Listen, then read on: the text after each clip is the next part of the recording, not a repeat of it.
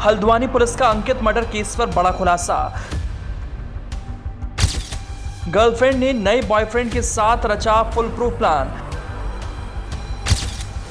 अंकित की जान लेने के लिए जहर का सहारा, ऐसे हुई सपेरी की एंट्री।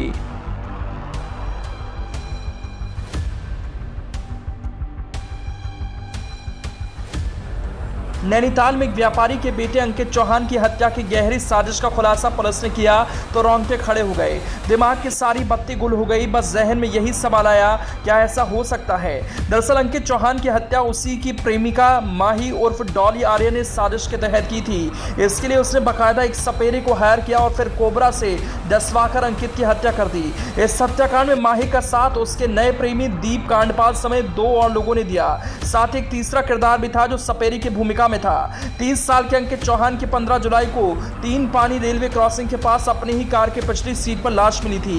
व्यवसायी अंकित की मौत की वजह पहले कार के एसी से निकलने वाले कार्बन मोनोऑक्साइड गैस की वजह को माना गया, लेकिन पोस्टमार्टम रिपोर्ट में अंकित के दोनों पैरों पर सांप के डसने की बात सामने आई। इससे मौत की गुत्थी और भी ज्यादा उलझ गई। अब अंकित की मौत ने हत्या की और करवट ले ली थी और ये तब और पुख्ता हो गया जब पुलिस ने 3 पानी में लगे सीसीटीवी कैमरों में अंकित की कार के पास एक और कार को खड़े देखा। पुलिस जांच में खुलासा हुआ मृतक अंकित का किसी महिला के साथ संबंध था और वो महिला अपने एक साथी के साथ मिलकर अंकित को काफी समय से ब्लैकमेल कर रही थी। इस तथ्य पर जांच को केंद्रित करते हुए पुलिस की सभी टीमों ने जांच की तो पता चला कि मृतक अंकित चौहान का माही नाम की एक महिला के साथ मित्रता थी। घटना के दिन अंतिम समय वो माही के घर के लिए निकला था और अगले दिन उसका शव कार से बरामद हुआ। इस तरफ बरेली रोड स्थित गोरा पड़ाव की रहने वाली माही उर्फ डॉली आर्या शक के घेरे में आई। इससे पहले अंकित की बहन ईशा चौहान ने माही और दीप कांडपाल के खिलाफ अंकित की हत्या करने की शिकायत हल्द्वानी कोतवाली में दर्ज करा दी। इसके बाद अंकित और माही के साथ अन्य संदिग्धों की कॉल डिटेल की जांच करने पर कुछ संदिग्ध नंबरों की डिटेल निकालकर उनकी तलाश की गई। इसी क्रम में पुलिस को पता चला कि घटना के दिन माही लगातार एक नंबर के संपर्क में थी। वो नंबर रमेश नाथ के नाम से था। पुलिस की ओर से नंबर की जांच की गई तो जानकारी मिली कि रमेश नाथ एक सपेरा है जो हल्द्वानी में किराए पर रहता था। शक होने पर रमेश नाथ को हल्द्वानी से पकड़ा गया और सख्ती से पूछताछ की गई तो उसने हत्या की साजिश का खुलासा कर दिया। सपेरे का नाम सामने आते ही हत्या की तस्वीरें साफ होने लगी। तलाश में जुटी पुलिस ने सपेरे रमेश नाथ को गिरफ्तार किया तो सारा मामला खुल गया। सपेरे रमेश नाथ ने बताया कि अंकित की हत्या माही के घर में ही की गई थी, जिसमें माही के साथ खुद सपेरा, माही का कथित बॉयफ्रेंड दीपक कांडपाल, नौकरानी उषा देवी और उषा का पति राम अवतार भी शामिल था। रमेश नाथ ने बताया कि अन्य चारों देश छोड़कर नेपाल फरार हो चुके हैं। आरोपी रमेश नाथ ने पुलिस को बताया कि वो हल्द्वानी में घर घर जाकर मांगने, खाने और सांप पकड़ने का काम करता है।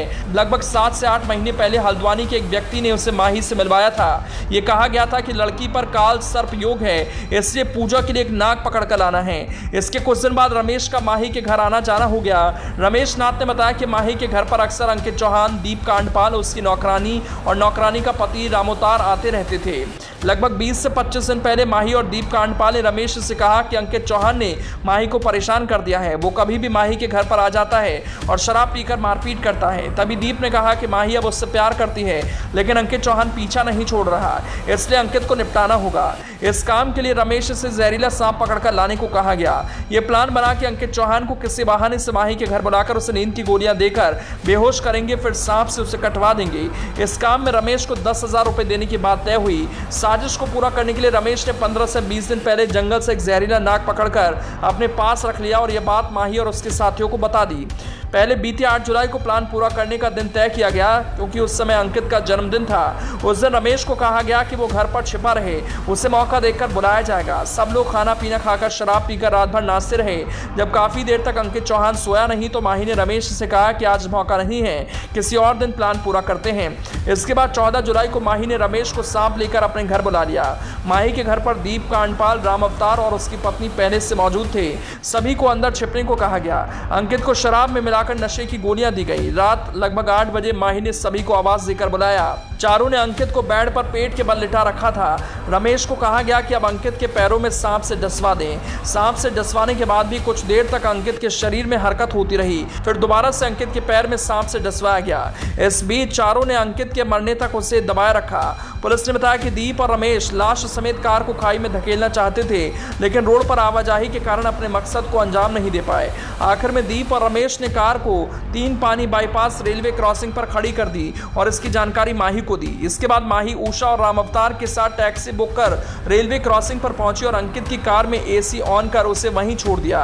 इससे लगे कि अंकित की मौत एसी के कार्बन मोनोऑक्साइड गैस से हुई। रमेश ने पुलिस को बताया कि माही ने पहले से ही दिल्ली से टैक्सी कर मंगा रखी थी, जिससे सभी लोग हल्द्वानी से भाग गए। भागते समय रास्ते में जंगल में रमेश ने सांप को छोड़ दिया।